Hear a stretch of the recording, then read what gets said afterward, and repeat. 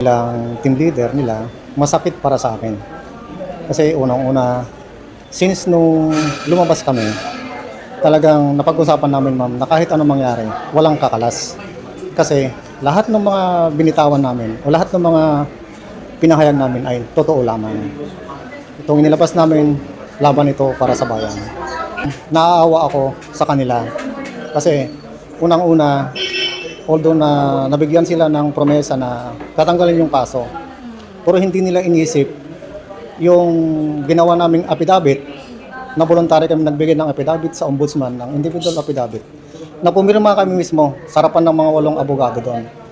So hindi kami pinilit doon. Kusa namin ibinigay lahat ng mga nalalaman namin doon. So yung sinasabi nila na kaya lang daw sila lumantad dahil binayaran sila ng Attorney Baligod. Sa inyo ba, ikaw personally, ba pinangakuan ka ba ni Attorney Baligod kapalit ng inyong naging salaysay? Ma'am, from the start, kusa po kami na lumapit kay Sir Levy Baligod, Attorney Baligod, na pasalamat nga po kami dahil nakilala namin si Sir. Kusa po kami na lumapit sa kanya para may lantad itong lantarang korupsyon sa ating bayan.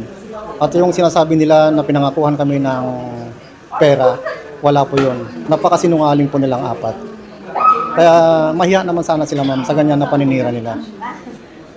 Alam niyo ma'am, si Ma'am Malo at saka si Sir Levy, halos pakainin kami ma'am sa dalawang palad nila. Pero nagawa pa rin nilang parang sisiraan pa. Kaya awang-awa ako ma'am sa apat na to. Kung ano mangyari man sa kanila, sana hindi na nila pagsisihan po. Ikaw yung team leader ng grupo. Ano ang tanong pa na recantation? Brave 14. Ma'am, itong Brave 14, talagang kinausap ko ng bawat isa. Ang sabi sa akin, kahit ano mangyari, mamatay man kami dito sa lupang Sinilangan, wala pong ano to ma'am. Wala na pong babaliktad. Solid na po to ma'am.